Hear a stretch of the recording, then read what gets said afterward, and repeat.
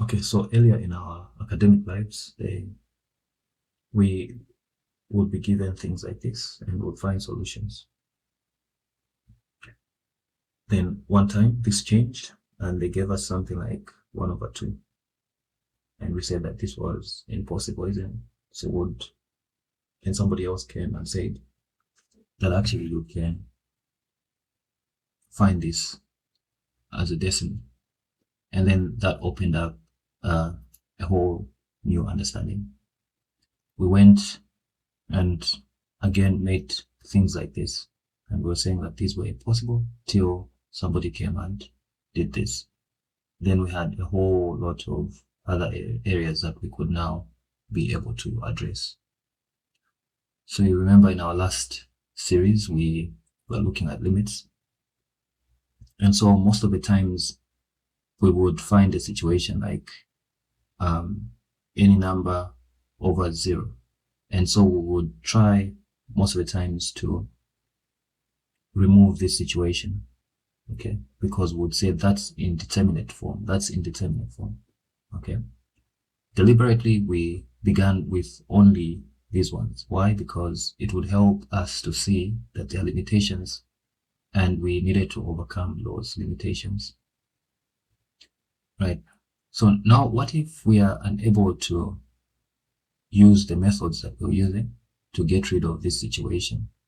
We'll end up with many of these, okay? We'll end up with many of these. Now, because we're ending up with many of these, we need to understand what they are, because that offers us a new understanding, okay? So this one, why are we saying that this is indeterminate? Indeterminate means that you are not able to pinpoint a single solution, okay? You are unable to settle on one solution and say that this is the solution. So we say that you cannot determine a solution for that end, okay? I think that is very important to understand. We're not saying that this is impossible. There are some possibilities, but then there are a number, okay? There are a number, so you cannot settle on one to say that this is the one. I want us to understand that we're not saying that this is impossible. There is some form of solution, but it's not one. So for example, if I came to this one and I said 0 over 0 is equal to x, that would be the first. There's several schools of understanding for this. And so you can look at one that fits you, or you can look at all of them, depends on what you are trying to learn. So now here, if I went with this, then we can say, we can introduce this to the other side, and then we'll say 0x is equal to 0. So if I put 1 here, this will be true because it will give me the same value on both sides. This will balance. So we can prove that 1 works here. If I put 1 here, I have, I'm going to have 0 is equal to 0. Okay, let's put 2. If I put 2 there, or if I put x is equal to 2, again, I'll get 0, 0. What if I put 50? It will still give me 0, 0. So we cannot pick one number. So this is the first problem that we have. The second problem is that they told us that if you get 0 over 0, okay, if you get any number over any number, if you get one number over that same number, you're supposed to get 1. So are we going to say that this is true? They also came to us and said that if you get any number over 0, that is supposed to be undefined. Are we going to say that this is undefined or it's equal to 1? Then they came to us again and said that if you have 0 divided by any number, you should actually get 0. Are we going to go for this one? Are we going to go for that one? Are we going to go for this one? Or are we going to take any of these values? And that is why this is the primary indeterminate form, because it helps us to explain or the other ones. Okay, so if there's a possibility of you extracting this from a solution, then that solution is indeterminate because you have elements of this. Okay, so let's try here. What is happening here? We look at this. First of all, we look to see if we can find this in here. Right, so how can we find this in here?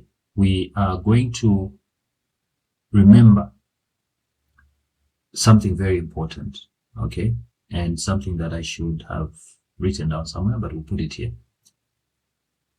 We say that if we have 1 over x and this was approaching 0,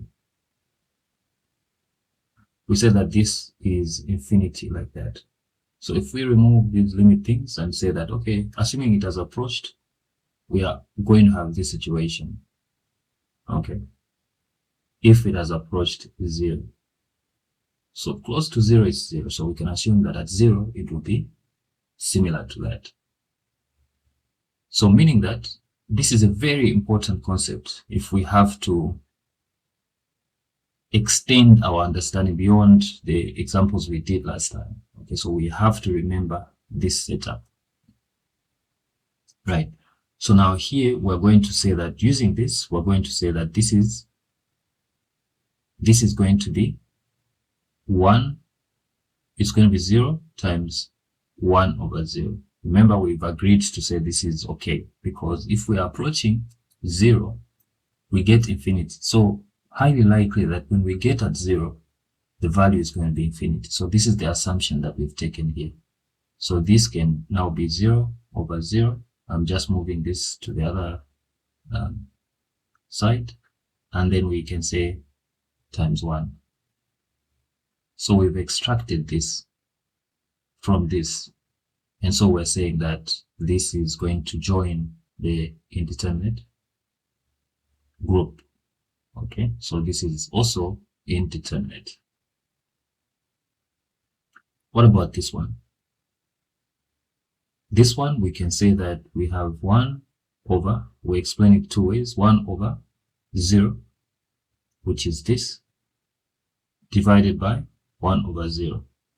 And then we ignore, or else we don't try to find solutions, we ignore, and then we're going to say 0 over 1. We exchange this, we're going to have 0 over 0 times 1 over 1. Again, we've been able to extract this from this, so it will be indeterminate. Now, there's something else that we can think about here. Let's say this was 2 infinities, and the same infinity, assuming it's the same infinity, because it's not the same number that you are going to end at. It can be any number that you can't explain, okay, that you can't really write down, something like that. So now here, what is going to be the answer? If these were truly like same number, we're going to say that this is going to be 2 over, it's going to be 2, isn't it? But looking at this can also be infinity. So meaning that I can say that this is infinity over infinity. Now, only you would know that this was 2 infinities, because you are the one that summarized it to this one. But in actual value, here the answer is 2. But if you look at this now, the answer would be 1, imagining that somebody assumes that this is 1. So they'll be right. And then somebody else can also assume that this is actually a bigger infinity than this one. And they'll assume that this should be infinity, and they'll be right. Somebody else can assume that this is actually a very big infinity compared to that one. Then that would be a 0. But if that is a 0, they'll also be right. So this same one can give us a million solutions, and we'll still be right. So we're saying that because of that, because of the fact that we can extract 0 over 0, that we said offers us so many options, we are going to say that this is indeterminate. And also because this can be any value, we are also going to say that it's indeterminate. What about this one? First of all, we look to see if we can extract this. So we have 1 over 0 minus 1 over 0. So this is going to give us 1 minus 1 on top there. It will be 0. Then at the bottom, it will be 0. So already quickly we can get this. Now, another way to look at it is if I have infinity plus 1 minus infinity, I'm going to get 1. But what if this, I'm going to assume that it's also infinity? Are we going to say it's equal to 1? Yes, if we can say that we are maintaining this value, but it will only be known to us. Anybody else that will look at this will not be able to figure it out that it's 1. Okay, this is why this is a known. And what about if somebody assumes that this is bigger than that one? Then it's a negative answer. Could be a negative 1, could be a negative infinity, could be a negative 1 million, could be 1 billion, could be anything, okay, depending on what this value is. So we're going to say that this is an impossibility for us to pick out one particular answer here. What about this one? This one, first of all, we look to see if we can extract this from there. And why are we extracting this? Because we know that there's so many things that make it indeterminate. And if it's part of this, then this can also be indeterminate. So we're going to say that this is going to be infinity. For example, 1 minus 1, isn't it? So then this one will give us infinity over infinity. Now, if it can give us infinity over infinity, it means that we can still do what we did here and still get 0 over 0. Okay, if we can get 0 over 0, then we can say that this is indeterminate form. What about this one? 0 power 0. This we can also quickly express in terms of that. So we can say 0, okay, power 1 minus 1. So this can give us 0 over 0. You remember the exponents. Right. What about this one? Are we able to extract this? Here, it's quite tricky because anybody can say that if you took 1 and multiplied it by itself, it will give you 1. If you took 1 and multiplied it by itself maybe a million times, you still get 1. So why must it change when it gets to infinity? Why must this now be indeterminate when we can just assume that it will be 1? Well, the problem again comes with the possibility that we can end at here. Okay, how? We can come and say that, for example, this could have been 10 over 10, okay, and then it gives us 1 inside here, meaning that I can expand this to 10 power infinity and then 10 power infinity. Now, this gives us infinity and this one gives us infinity. Now, if we are able to have this, it means that we can have that. If we're able to have that, then we can have this.